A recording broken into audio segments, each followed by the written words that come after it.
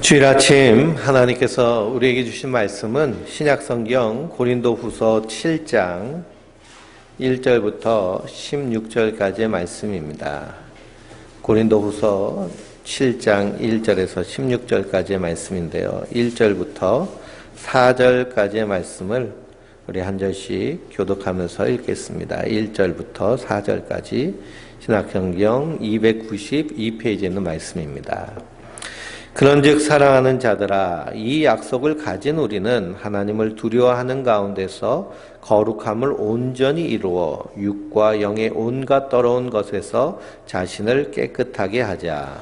마음으로 우리를 영접하라. 우리는 아무에게도 불의를 행하지 않고 아무에게도 해롭게 하지 않고 아무에게서도 속여 빼앗은 일이 없노라. 내가 이 말을 하는 것은 너희를 정죄하려 하는 것이 아니라 내가 이전에 말하였거니와 너희가 우리 마음에 있어 함께 죽고 함께 살게 하고자 함이라. 나는 너희를 향하여 담대한 것도 많고 너희를 위하여 자랑하는 것도 많으니 내가 우리의 모든 환난 가운데서도 위로가 가득하고 기쁨이 넘치는도다. 아멘. 우리 하나님께서 신은혜 평강이 우리 성도님들 위해 늘 충만하시기를 주님의 이름으로 축원드립니다. 우리 옆에 있는 분들하고 한번 인사해 보세요. 사랑하고 축복합니다. 뒤에 있는 분들하고 한번 인사해 보세요. 사랑하고 축복합니다. 사랑하고 축복합니다. 오늘 말씀 고린도후서 7장 말씀을 통해서 위로하시는 하나님이라는 제목으로 함께 은혜를 나누도록 하겠습니다. 위로하시는 하나님. 그래서 고린도후서 7장 말씀을 보면요, 위로라는 단어가 계속하여서 나옵니다. 위로라는 단어가 계속. 우리 성도님들은 무엇을 통해서 위로를 받으시나요? 최근에 힘든 일이 있었는데 위로 받으신 적이 있었나요?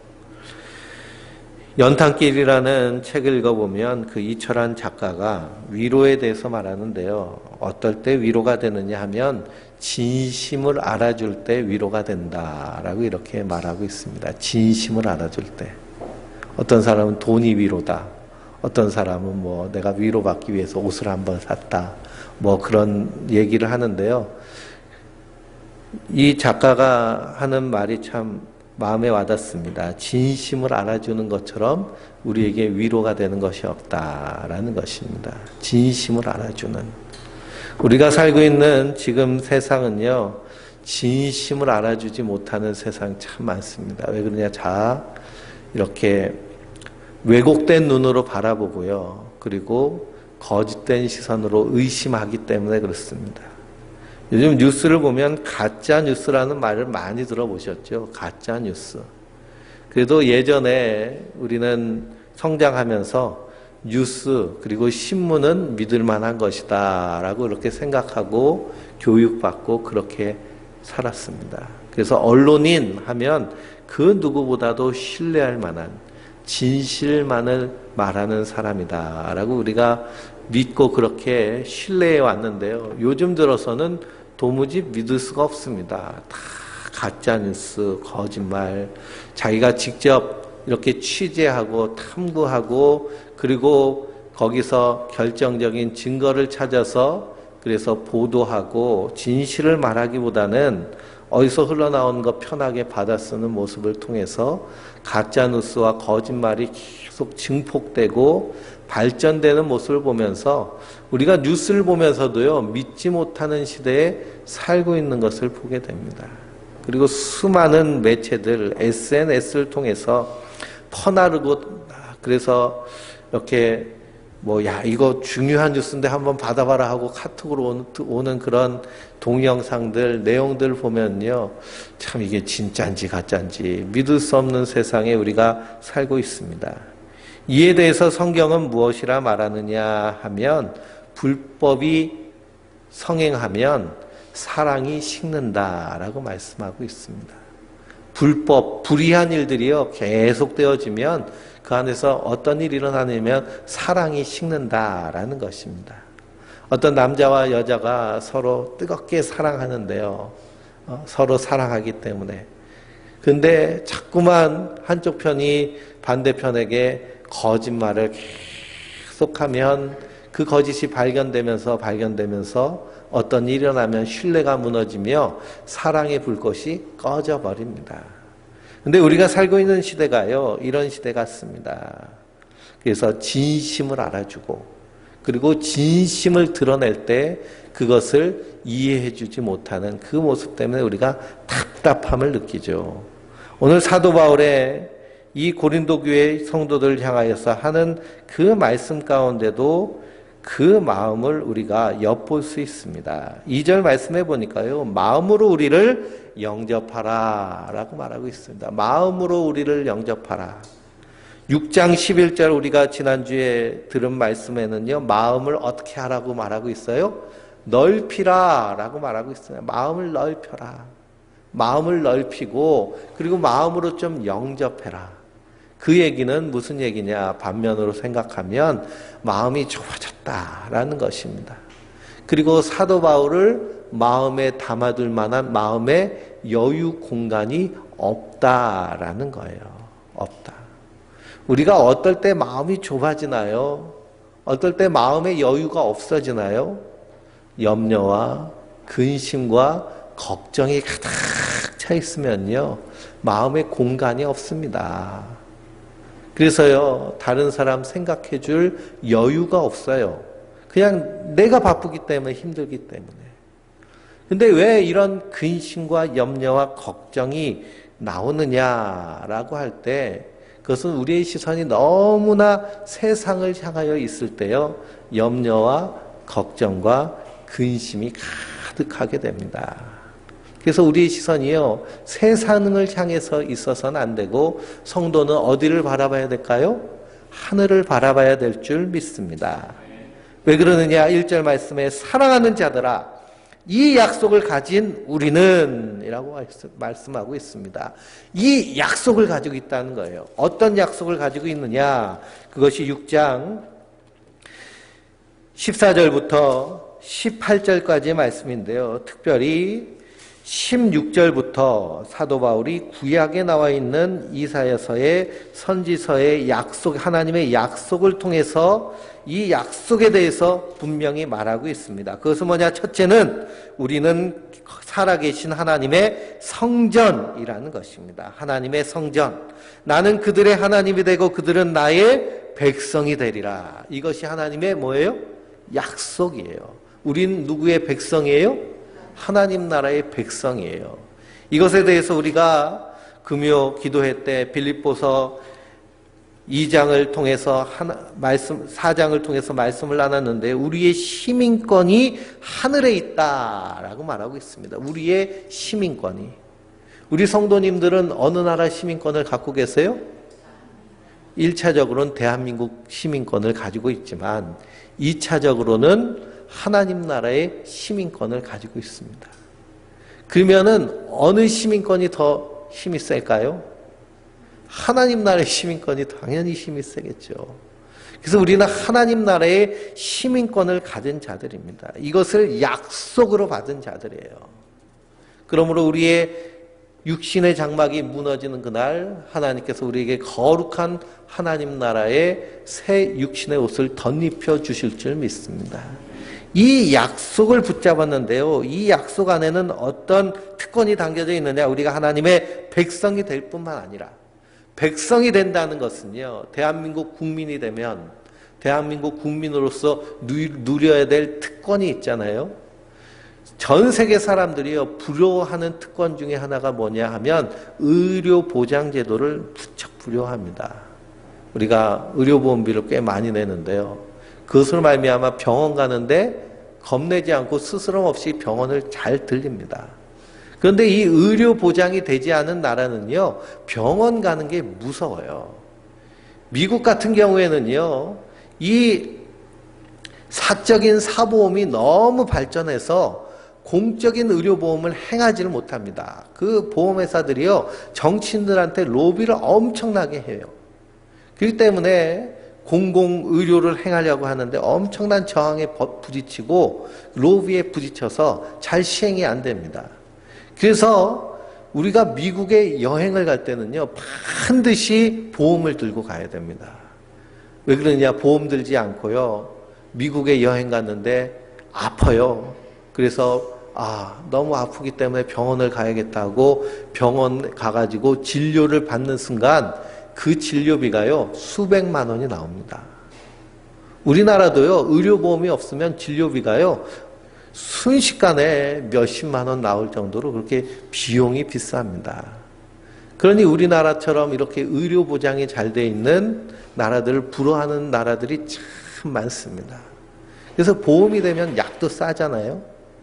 그런 보장되어지는 것이 있는데요. 하나님 나라의 백성으로서 하나님께서 우리에게 특권으로 주신 것이 있습니다. 첫째는 저 하나님 나라에 들어갈 천국 티켓이 우리 안에 이미 약속되어 있을 뿐만 아니라 이 땅에서 사는 동안 성도가 이 땅에서 사는 모든 삶의 순간 하나님께서 우리의 삶을 인도하여 주시고 보호하여 주시는 줄 믿습니다. 그래서 주님께서는 우리에게 무엇하라고 말씀하셨느냐? 기도하라 라고 말씀하시는 거예요. 기도하라. 왜 그럴까요? 기도는 성도가 하나님을 향해서 외치는 SOS와 같기 때문에 그렇습니다. SOS를 외치면요, 그러면 구조대가 와서 돕죠. 선진국이면 선진국일수록 119를 누르면요, 빨리 옵니다. 제가 인천에 살 때요, 자전거를 타고 가다가 벌이 안경 안으로 들어왔어요. 그리고선 절 쏘더라고요. 그래가지고 이 눈두덩이를 벌에 쏘였습니다. 그래가지고 지금 정말 눈이요, 이렇게 밤송이처럼 그렇게 부었거든요. 그래서 눈탱이가 밤탱이 됐다고 그러잖아요. 밤송이처럼 이렇게 부었습니다. 너무 깜짝 놀라가지고요, 119에 전화했어요. 내가 벌을 쏘였는데 이걸 좀 와서 좀 응급치료 좀 해달라고. 그랬더니 남동 소방서에서 전화를 받더니 출동하려면 40분 걸립니다. 그러더라고요. 너무 밀려 있어가지고 출동하기가 힘들다는 거예요. 그러니 선진국이면 선진국일수록 그런 구조 활동이 활발해지는. 그런데 하나님 나라의 백성은요, 하나님께 기도할 때 하나님이 들으시겠다는 겁니다. 응답하시겠다는 겁니다. 그래서 도우시겠다는 거예요. 근데 우리가 여기서 오해해서는 안 될 것이요, 내가 원하는 대로 도우시는 것이 아니라 하나님이 뜻하시는 대로 인도하여 주신다라는 것입니다. 그래서 하나님 나라에 합당한 백성으로 세우시는 그 은혜를 우리에게 주신 줄 믿습니다. 그래서 우리를 하나님의 백성 삼으셨습니다. 그리고 18절 말씀해 보니까 너희에게 아버지가 되고 너희는 내게 자녀가 되리라 라고 하셨습니다. 아버지가 되고 자녀가 되리라. 그러니 하나님이 우리의 아버지 되신다는 거예요. 아버지는 모든 자녀들의 제1차 보호자가 됩니다. 아버지가 된다는 건 보호자가 되시겠다는 거예요. 그렇게 인도해 주시겠다는 겁니다. 이 약속을 우리가 가졌다는 거예요. 이 약속을 가졌다. 그렇기 때문에 하나님을 두려워하는 가운데 거룩함을 온전히 이루어 육과 영의 온갖 더러운 것들에서 자신을 어떻게 하자는 거예요? 깨끗이 하자라는 것입니다. 깨끗이 하자. 깨끗이 하자. 우리가 이 약속을 받았기 때문에요, 이 약속 가운데 있는 성도이기 때문에 우리는 이 땅에서 하나님의 위로 가운데 서 있는 자들인 줄 믿습니다. 그래서 사도 바울도 고린도 교회 성도들 향하여서 우리를 영접하라라는 거, 마음을 넓히라라는 거예요. 이 약속을 받은 자들은요, 이 세상에 사는 동안 마음이 쪼그라지고 있는 자들이 아닙니다. 마음이 넓혀져 있는 자들이에요. 왜 그럴까요? 이 땅에서의 삶이 전부가 아닌 영원한 하나님 나라가 우리에게 약속되어 있기 때문입니다. 어린아이들이요, 요즘은 뭐 동네에서 노는 애들을 보기 힘들죠. 다 학원 다니고 어디 다니고 해서 보기가 힘듭니다. 그런데 저희 때만 해도요, 그냥 학교 갔다 오면 놀기 바빴어요. 애들하고 그냥 돌 가지고, 그때는 뭐 게임기 그런 것도 없고요. 그래서 뭐 돌 가지고 노는 거죠. 돌 가지고. 주로 뭘 가지고 노느냐? 구슬치기, 그리고 땅 따먹기 많이 했습니다. 땅 따먹기는요, 돌 하나 가지고 네모 쳐놓고서는 탁탁탁탁 쳐가지고 이렇게 탁 자기 땅을 차지하는 거죠. 그래서 많이 차지하는 애가 이기는 겁니다. 근데요, 실컷 해질녘까지 땅 따먹기를 하고 있는데 이제 저녁 시간이 돼서 배에서 꼬르륵 꼬르륵 거리는데 저기서 엄마가 부르죠. 철수야 밥 먹어라 부르면은 땅 따먹게 하는 거 내가 이기고 있는데 이 땅 내 건데 하면서 그냥 그 땅에서 버티고 있나요? 아니죠. 나 밥 먹을래 하고서 툭 쳐놓고 다 제쳐놓고 예? 집에 가서 밥 먹는 것처럼 우리 인생이 하나님 앞에 그런 줄 믿습니다. 우리가 이 땅에서 폭걸하는 것들 사실 우리의 호흡이 끊어지는 그때 그것이 정말 의미가 있느냐라는 거예요. 그렇기 때문에 성도는 어느 순간에서든지 하나님 앞에 사는 자들인 줄 믿습니다. 그러니 이 땅에 소망을 두지 않고 우리가 가야 될 본향에 소망을 두니 마음이 어때요? 넓은 것입니다. 그러므로 마음을 넓히시기 바랍니다. 그리고 항상 하나님의 말씀, 그리스도가 우리 안에 계실 수 있도록 우리 안에서 마음의 공간을 풍성하게 두시기 바랍니다. 뿐만 아니라 서로 성도 간에도 우리가 서로 마음으로 끌어안을 수 있도록 마음의 쿠션과 공간이 많이 있어야 됩니다. 그래서 이 마음의 공간이요 참 중요합니다.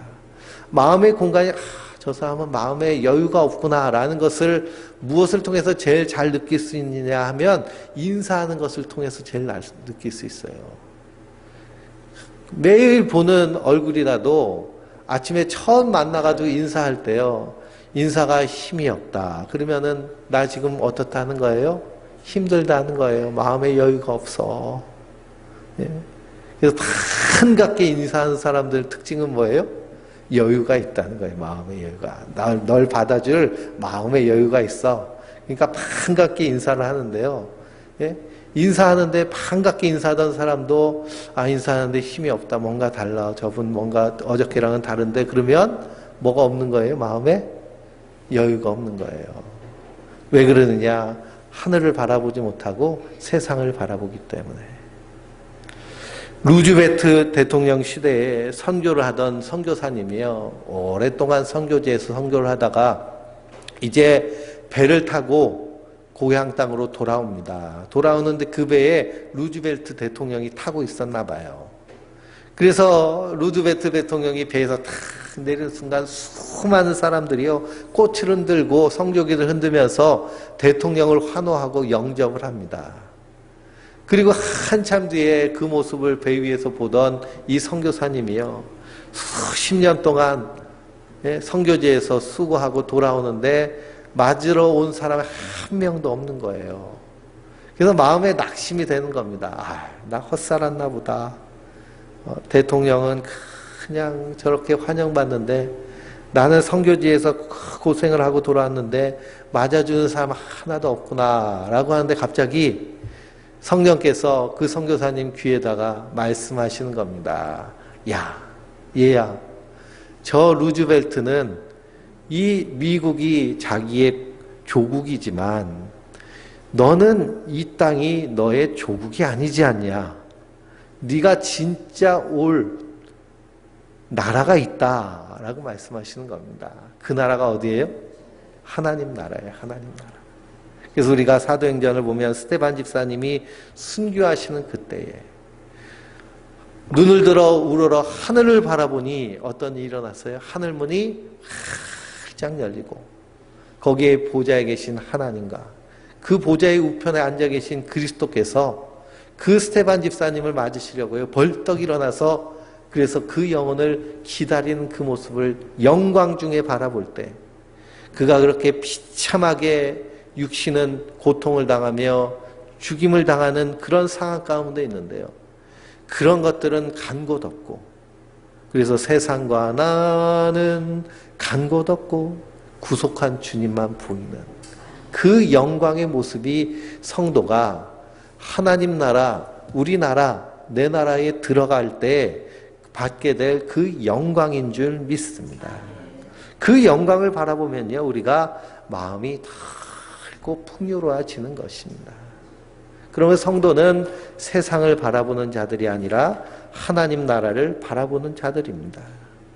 그런데 성도임에도 불구하고 세상을 바라보는 자들이 있습니다. 거기에 대해서 빌립보서 3장 19절에 뭐라고 말하느냐? 그들의 마침은 멸망이요 그들의 신은 배요 그 영광은 그들의 부끄러움에 있고 땅의 일을 생각하는 자라.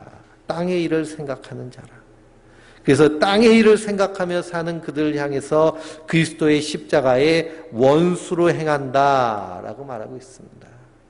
그러니 성도는요, 이 땅에서 살아가지만 어느 나라의 일을 행하며 사는 자들이에요? 하나님 나라의 일을 행하는 자들입니다. 똑같이 일하는 모습인데요, 일하는 태도가 다르다는 거예요. 똑같이 우리가 일을 합니다. 똑같이 환자를 돌보는데 하나님 나라의 일을 하는 사람이 환자를 돌보는 태도와 그냥 땅에서 오늘 하루 돈 벌기 위해서 일하는 사람의 그 일하는 태도가 분명히 다르다는 거예요. 대하는 태도가. 그리고 그 삶의 그런 모습들이 똑같이 일하는 모습이지만 하나님의 일을 맡은 자들은 거기서 그리스도를 섬기듯이 그렇게 섬기며 사랑하는 모습이 드러나는 모습으로 나타나는 줄 믿습니다. 그래서 우리가 하는 모든 일들이요, 하나님께서 맡겨주신 사명인 줄 믿으시기 바랍니다. 그래서 6장 1절 말씀에도 우리가 하나님과 함께 일하는 자로서라고 말하잖아요. 우리가 하나님과 함께 일하는 자들. 그리고 우리 성도님들이 일하는 일터에서 일하는 것이요, 누구와 함께 일하고 있다는 사실이에요? 하나님과 함께 일하고 있는 줄 믿습니다. 가정에서 살림을 하는 일도요, 하나님과 함께 하는 일이에요. 집안에서 살림을 하는 그 일에 대해서 가치를 매겼더니 월급을 250만 원 정도 줘야 할 수 있는 일이라고 우리나라 정부에서 그렇게 계산을 했습니다. 그러니 집에서요, 살림하는 건 노는 게 아닙니다. 250만 원어치 값을 하는 거예요. 그러니 가정에서 자녀를 키우고 하는 모든 일들도 하나님과 함께 하는 일인 줄 믿습니다. 그리고 내가 하는 모든 일을요, 가볍게 여겨서는 안 돼요. 귀하게 여겨야 됩니다. 그리고 그 안에서 하나님의 일이 생명이 살아날 수 있도록 맡은 자의 구할 것은 충성이니라 라고 말씀하고 있습니다. 그래서 빌립보서 3장 그 말씀에서 형제들아 너희는 함께 나를 본받으라 라고 말합니다. 나는 바로 사도 바울이죠. 사도 바울은 모든 일을 어떻게 했어요? 하나님과 함께 일하는 자로 했습니다. 그러니 사도 바울이 복음을 증거할 때 정말 예수님의 마음으로 복음을 증거했을 뿐만 아니라 그가 브리스길라와 아글라 부부와 함께 청막 만드는 일을 했습니다. 그래서 이렇게 자비량 사역을 했어요. 일을 하면서 목회를 했습니다. 그런데 천막 만드는 일은 대충 했을까요? 대충 하지 않았죠. 정말 이 천막에서 예수님이 계시다라는 그 마음으로 열심히 했을 것입니다. 우리가 여기에 분명한 모습이 있어야 됩니다. 그래서 성도는요, 세상에서 일할 때도 하나님 나라의 일을 하는 모습으로 해야 됩니다. 근데 그러다 보면요, 세상 사람들이 좋아도 하지만 뭐도 해요? 이용도 해 먹습니다. 내가 더 열심히 일하면요, 쟤는 열심히 부려먹어도 되는 앤가 보다 하고서는요, 이용해 먹어요. 그러니까 당연한 듯 마땅한 듯 그렇게 하는 겁니다. 그래도 거기에 상관없이 성도는 누구를 대접하는 마음으로, 예수님을 대하는 마음으로 하는 것이 귀한 줄 믿습니다. 왜 그럴까요? 우리에게 맡겨주신 모든 일이요, 하나님의 일이기 때문입니다. 하나님의 일이기 때문에. 그래서 사도 바울은 그런 마음으로 복음을 증거하며 우리를 영접하라 라고 말하고 있습니다. 우리를 영접하라. 그러면서요, 구구절절히 말하는 것이 있는데요. 2절 말씀을 읽어볼까요? 마음으로 우리를, 7장 2절입니다. 마음으로 우리를 영접하라. 우리는 아무에게도 불의를 행하지 않고 아무에게도 해롭게 하지 않고 아무에게도 속여 빼앗는 일이 없노라. 내가 이 말을 하는 것은 너희를 정죄하려고 하는 것이 아니라 내가 이전에 말했거니와 너희가 우리 마음에 있어 함께 죽고 함께 살고자 함이라. 아멘. 우리를 영접하라 라고 하면서 뭐라고 얘기해요? 불의를 행한 일이 없다. 해롭게 한 적이 없다. 속여 빼앗는 일이 없다. 라고 이렇게 얘기를 합니다. 이렇게 얘기를 한다는 것은요, 고린도 교회 안에서 무슨 말이 돌았다는 거예요? 사도 바울이 불의를 행했다라고 말하는 겁니다. 사도 바울이 우리를 해롭게 한다라고 말하는 사람들이 있다는 겁니다. 우리를 속여 빼앗는 자들이 있다고 말하는 것입니다. 고린도 교회에요, 사도 바울이 연보할 것을 요청하고 있습니다. 헌금할 것을 요청해요. 왜 헌금하라고 하느냐? 예루살렘 교회 성도들이 큰 흉년이 들어서요, 그들이 아주 생사의 기로에 있을 만큼 어려움을 당하게 됩니다. 그러니 사도 바울이요, 이 아시아에 있는 각 교회에 편지를 해서 우리가 십시인반 연보를 해서 그래서 예루살렘 성도들을 도웁시다 하고 그렇게 편지를 보냈습니다. 근데 그것에 대해서 사도 바울을 시기하는 그런 율법주의자들이 무엇이라고 말하느냐 하면 사도 바울이 돈을 밝힌다라고 말하는 거예요. 돈을 밝힌다. 그러니 그런 얘기를 듣고 그런 거짓 뉴스를 듣다 보니까요, 마음이 쪼그라지는 것입니다. 사도 바울을 대할 그 마음의 그릇이 없어지는 거예요. 그래서 불법을 행하면 사랑이 식어지는 그 모습이 지금 고린도 교회 가운데 나타나니 구구절절히 이렇게 얘기하는 것입니다. 그런데 사도 바울도 우리가 볼 땐 참 그렇죠. 뭐가 아쉬워서 고린도 교회 성도들을 향하여서 그렇게 어르고 달래고 어찌 보면 애걸복걸하는 모습같이 그렇게 매달릴까? 예수님은요, 누가복음 10장에 70인의 전도인을 파송하면서 너희를 영접하지 않는 동네나 너희를 영접하지 않는 집이 있으면 어떻게 하라고 가르치셨어요? 발에서 흙을 털어버려서 증거를 삼으라는 거예요. 에이, 재수없어 하고 털라는 거예요. 그러면 그 집은, 그리고 그 동네는 마지막 때에 하나님께서 심판하실 때에 어디보다 소돔과 고모라보다 더한 심판을 받으리라. 차라리 소돔이 고모라가 더 그 심판 때 견디기 쉬우리라 라고 말씀하고 있습니다. 영접시 않으면 어떻게 하라는 거예요? 그냥 발을 털어버려라 라는 것입니다. 예수님은 그렇게 가르치셨는데요, 사도 바울은 영접할 마음이 쪼그러진 그 고린도 교회를 향하여서 끝까지 붙잡고 있는 모습들을 봅니다. 왜 그렇게 하는 이유가 뭘까요? 이 간절하게 영접하라고 말하는 이유가 뭘까요? 왜 그러냐면 사도 바울이 받은 은혜가 있기 때문에 그렇습니다. 바울은 자신이 어떤 은혜를 받은 자인 줄 알기 때문에 그 은혜에 대해서 디모데후서 1장 12절에 말하고 있는데요. 한번 찾아볼까요? 디모데전서 1장 12절입니다. 12절부터 16절까지. 디모데전서 1장 12절에서 16절. 우리 한 목소리로 같이 읽어보겠습니다. 신약성경 338페이지. 나를 능하게 하신 그리스도 예수 우리 주께 내가 감사함은 나를 충성되이 여겨 내게 직분을 맡기심이니 내가 전에는 비방자요 박해자요 폭행자였으나 도리어 긍휼을 입은 것은 내가 믿지 아니할 때에 알지 못하고 행하였음이라. 우리 주의 은혜가 그리스도 예수 안에 있는 믿음과 사랑과 함께 넘치도록 풍성하도다. 미보도다 모든 사람이 받을 만한 이 말이여, 그리스도 예수께서 죄인을 구원하시려고 세상에 임하셨다 하였도다. 죄인 중에 내가 괴순이라. 아멘. 그러나 내가 긍휼을 입은 까닭은 예수 그리스도께서 내게 먼저 일체 오래 삼으심을 보이사 후에 주의를 믿어 영생에 얻는 자들의 본이 되게 하려 하심이라. 그러니 예수님이 어떻게 하셨다는 거예요? 사도 바울에 대해서 오래오래 참으셨다는 거예요. 그가 예수 믿는 사람들을 박해하고 핍박하러 가는 자잖아요. 그런데 우리가 사도행전 7장 말씀을 통해서 다메섹 도상에서 예수님을 만납니다. 사울아 사울아 내가 어찌하여 나를 박해하느냐. 그 사울을 오래 참으신 그 예수님의 그 은혜를 알기 때문에 사도 바울이요, 고린도 교회가 그렇게 사도 바울에 대해서 자기에게 복음을 증거한 그 개척자임에도 불구하고 배신하려고 하는 그 마음을 보면서도 끝까지 그들을 향해서 안타까운 마음으로 권하고 있는 것은 그가 예수님의 그 은혜를 알기 때문에 그렇습니다.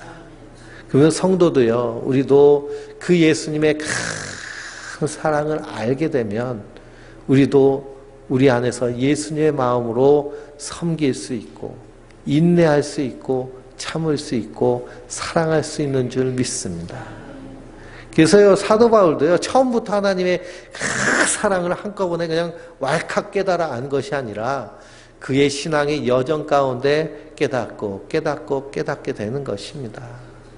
그래서 그가 나는 죄인 중에 괴수다라고 고백한 이 고백은요, 가장 노년에, 그래서 그가 순교하기 직전에 쓴 이 편지에서 고백된 그 고백입니다. 그래서 성도는요, 우리 신앙생활은 하나님의 사랑을 알아가는 것입니다. 우리가 열심히 예배당에 나와서 말씀을 듣고 기도하고 찬양하면서 하나님의 사랑을 알아가는 거예요. 그 사랑은요, 깊고 깊은 사랑. 그래서 높고 높은 하늘이라 말들 하지만 그거보다 더 높은 것이 누구의 사랑이라고 해요? 어머니의 사랑이라고 그러잖아요. 그렇죠? 어머니의 사랑도 생각하면 깊고 깊은데 하나님의 사랑은 얼마나 높고 깊겠습니까? 그래서 우리의 평생에 알아가는 것이요, 그 하나님의 사랑입니다. 그 사랑을 사도 바울은 알고 있기 때문에요, 그렇게 끝까지 인내할 수 있습니다. 그러면서 너희가 우리 마음에 있다 얘기합니다. 우리 마음에 있다는 거예요. 이게 사도 바울의 마음입니다. 고린도 교회 성도들 한 사람 한 사람이 다 누구 마음에 있다는 거예요? 사도 바울의 마음에 있다는 겁니다. 이것이 목회자의 마음입니다. 우리 성도님들 한 사람 한 사람이요, 다 마음속에 있어서 새벽에 기도할 때마다 그 이름이 떠올려지고 그 상황이 떠올려져서 기도하게 하시는 것이 성령께서 하시는 일입니다. 그리고 우리가요, 다 서로 마음에 있습니다. 왜 그럴까요? 우리는 그리스도 안에서 한 몸이기 때문이죠. 한 몸이기 때문에. 그래서 주일날 누가 빠지면 그럼 마음이 한 구석에 턱 구멍 나는 것 같잖아요. 그렇죠? 왜 안 왔을까? 걱정되고 생각나고, 그래서 또 전화하면 또 바빠서 그랬다고 그러면서 귀찮아하면 또 너무 귀찮게 해가지고 또 마음 상하면 어떤가 노심초사. 이것이 왜 그러느냐? 우리가 다 한 몸이기 때문에 그런 줄 믿습니다. 이것이 예수님의 마음이고요, 이것이 하나님의 마음이고, 이것이 아버지의 마음이고 부모의 마음입니다. 그렇죠? 자녀가 학교에 갔다 돌아왔는데요, 얼굴 표정이 그냥 확 썩은 표정이 돼서 돌아오면 누가 제일 먼저 걱정해요? 엄마가 걱정하죠. 엄마가. 그래서 무슨 일이 있냐고 물어보면 확 짜증내고 문 꽉 닫아 다니면 마음이 상하면서도 걱정되는 것처럼 이게 하나님의 마음이라는 것입니다. 그 사도 바울이 그 마음을 가지고 그들을 바라보는 거예요. 그래서 우리가 등산 같은 거 하면요, 발에 막 쥐가 나고 그냥 발이 굳죠. 그러면 뭘로 풀어요? 손으로 풀잖아요. 그렇죠? 발가락이 아프면 손가락으로 발가락을 위로하듯이 육상 선수가요, 달리기를 해가지고 1등을 해서 금메달을 땁니다. 그럼 누가 수고했어요? 발이 수고했죠. 근데 누가 메달을 걸어요? 목이 메달을 걸잖아요. 그렇죠? 왜 그래요? 그렇다고 발이 막 투닥하고 불만하나요? 아니죠. 한 몸이기 때문에 그렇습니다. 한 몸이기 때문에. 그래서 사도 바울이 그 마음으로 이 고린도 교회를 향해서 염려하며 근심하는 것들이 디도를 통하여서 다시 한번 소식을 듣는데 그들이 사도 바울의 편지를 듣고 어떻게 했다는 거예요? 돌아섰다는 겁니다. 회개했다는 거예요. 마음을 고쳐먹었다는 겁니다. 그것이 7절 말씀입니다. 오직 그가 너희에게서 받은 그 위로로 위로하고 너희의 사모함과 애통함과 나를 위하여 열심히 있는 것을 우리에게 보고함으로 나는 더욱 기쁘게 하였느니라 라고 말합니다. 이것을 통해서 누구의 위로를 느끼는 거예요? 하나님의 위로를 느끼는 거예요. 성도는요, 서로 위로자가 돼야 될 줄 믿습니다. 서로에 대해서 진심이 통하는 자들이 돼야 될 줄 믿습니다. 그래서 그리스도 안에서요, 가식과 거짓이 있어서는 안 됩니다. 그런 척 할 필요 없어요. 있는 그대로 푸는. 그래서 에덴 동산에서 아담과 하와가 선악과를 따먹고 나서 제일 먼저 어떤 일이 일어났느냐면 눈이 밝아져서요, 서로의 벗은 몸을 본 겁니다. 벗은 몸을 보고 부끄러워해서 수치를 가렸다라고 그랬습니다. 그래서 선악과를 따먹은 인생은요, 제일 먼저 생기는 것이 수치심입니다. 근데 그리스도 안에서 거듭난 새 사람은요, 그리스도 안에서 우리 안에서 뭐가 제일 먼저 치료될까요? 이 부끄러움과 수치심이 치료되는 것입니다. 그래서 진정한 하나님의 교회 공동체라면 서로를 품어줄 수 있고요, 서로를 이해해 줄 수 있고, 있는 모습 그대로를 사랑해 줄 수 있습니다. 나 자신을 사랑하는 것도 마찬가지예요. 나를 사랑하는 것의 가장 첫 걸음은 뭐냐 하면 내 모습 그대로를 사랑하는 거예요. 내 안에 마음에 들지 않는 모습, 내 안에 배기 싫은 모습. 거울을 보면 100% 다 내 얼굴이 예쁘다 하는 분 안 계시잖아요. 그렇죠? 눈은 좀 괜찮은데 코가 이게 완전 애라네 그러면서. 근데 그것까지도 사랑하는 모습. 내 안에 좀 부끄러운 것 있잖아요. 예전에 했던 실수에 대해서 자책하고 그것에 대해서 자기를 학대하는 모습. 그런데 그것까지도 용납하고 이해하고 사랑하는. 왜 그럴까요? 하나님은요, 그 모습 그대로를 받으셨기 때문에 그래요. 그리스도 안에서 회복된 자는요, 그런 회복된 모습으로 나 자신을 용납하니 누구도 용납할 수 있는 거예요? 타인도 용납할 수 있는 것입니다. 자기 자신을 용납하지 못하면요, 타인도 용납할 수가 없어요. 왜 그럴까? 마음에 공간이 없기 때문에 그렇습니다. 그래서 성도는요, 이 약속을 받은 자이기 때문에 우리 안에 마음이 넓어진, 누구라도 영접할 수 있는 그런 하나님의 사람인 줄 믿습니다. 그래서 사도 바울은 그 고린도 교회 성도들의 모습을 통해서 큰 하나님의 위로를 받았습니다. 그러면서 그가 말하는 것, 우리가 11절을 한 번 더 읽고 말씀 마치겠습니다. 보라, 하나님의 뜻대로 하게 된 이 근심이 너희로 얼마나 간절하게 하며 얼마나 변증하게 하며 얼마나 분하게 하며 얼마나 두렵게 하며 얼마나 사모하게 하며 얼마나 열심 있게 하며 얼마나 별하게 하였는가. 너희가 그 일에 대하여 일체 너희 자신의 깨끗함을 나타내었느니라. 아멘. 그래서 10절 말씀, 그 위에 말씀을 보면 하나님의 뜻대로 하는 근심은 후회할 것이 없는 구원에 이르게 하는 회개를 이루는 것이요, 세상 근심은 사망을 이루는 것이니라 라고 말하고 있습니다.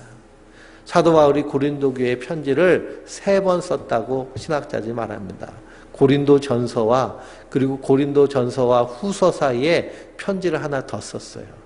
근데 하나 더 쓴 그 편지는 더 심하게 고린도 교회를 책망하는 편지다라고 신학자들은 그렇게 말하고 있습니다. 그러니 심한 책망을 받고요, 고린도 교회 성도들이 어떤 반응을 이뤘느냐. 그래, 너 잘났다, 우리끼리 갈래 하고서는 사도 바울과 갈라선 것이 아니고요, 그 편지를 듣고 가슴치며 회개하며 근심하기 시작했습니다. 이렇게 살면 하나님으로부터 끊어지는구나. 이렇게 살면 하나님 나라가 우리 안에 영원히 있지 않는 것이구나. 그로 말미암아 회개하고, 그로 말미암아 죄를 미워하게 되고, 그로 말미암아 예수님을 더 바라보게 되고, 그로 말미암아 회개에 이르게 되는 그 근심이 우리에게 생명으로 충만케 된다라는 것입니다. 그러므로 우리가 신앙생활하다가 이렇게 살면 지옥 가는 거 아니야? 이런 걱정이 있잖아요. 그렇죠? 이 걱정. 이런 근심, 걱정은 무엇에 이르게 하는 거예요? 생명에 이르게 하는, 주님을 더 사랑하고 주님을 더 의지하게 하는 그런 은혜의 수단인 줄 믿습니다. 그런데 세상 염려, 걱정, 무엇을 먹을까? 무엇을 입을까? 남편이 차 타고 아침에 출근하는데 우리 남편 아침에 가다가 교통사고 나가지고 죽으면 어떻게 하지? 중환자실에 들어가면 어떻게 되지? 이런 걱정 근심할 필요가 있어요, 없어요? 없지요. 될 일이 없기 때문에 하나님이 지켜주시고 보호하시기 때문에. 그러면 세상 염려는 사망에 이르지만 하나님을 향한 근심은 우리 하여금 생명에 이르게 하십니다. 그러면 성도는 이 약속을 받은 자다. 이 약속을 늘 기억하시기 바랍니다. 나는 누구의 택한 자예요? 하나님께 택한 자. 우리에게 어느 나라 여권이 있어요? 천국 여권이 있습니다. 우리 집 안방에는 대한민국 여권이 있고 내 심령 속에는 하나님 나라 여권이 탁 새겨진 줄 믿습니다. 그래서 우리가 하나님의 일을 함께하는 자다라는 그 충만한 그 하나님의 약속을 굳게 붙잡고 이 땅 가운데서 마음이 넓어져서 그래서 누구나도 품고 안을 수 있는 그런 하나님의 사랑으로 충만한 하나님의 백성들 되시길 주님의 이름으로 축원드립니다.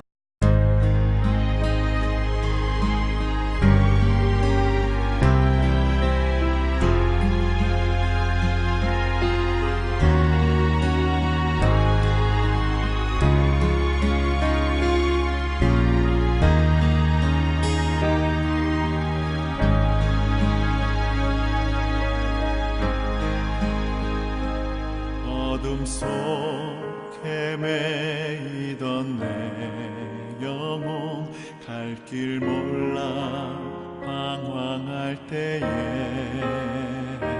주의 십자가 영광의 그 빛이 나를 향해 비추어 주셨네.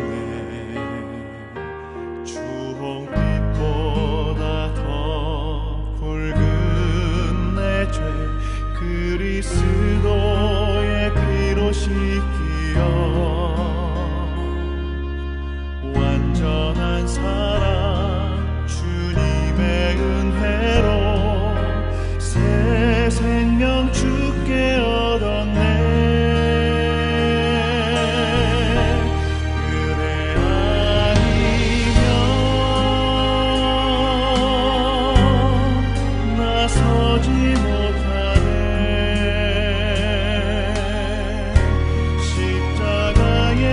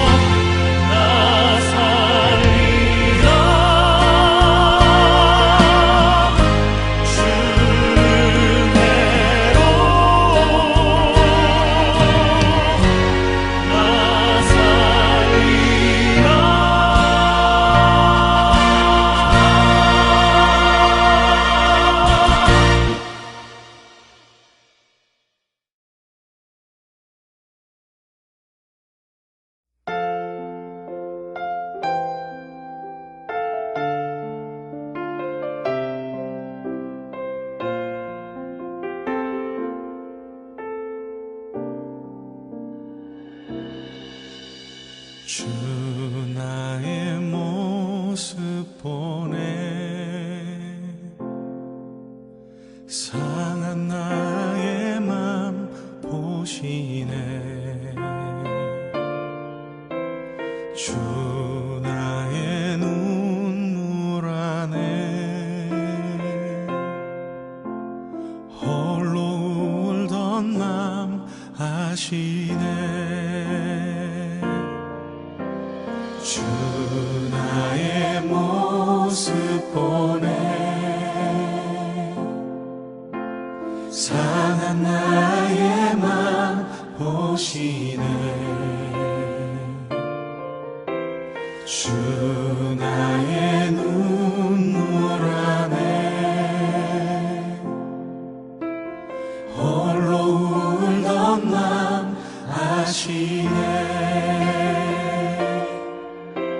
세상 소망 다 사라져가도 주의 사랑은 끝이 없으니 살아가는 이 모든 순간이 주 은혜임을 나는 믿네.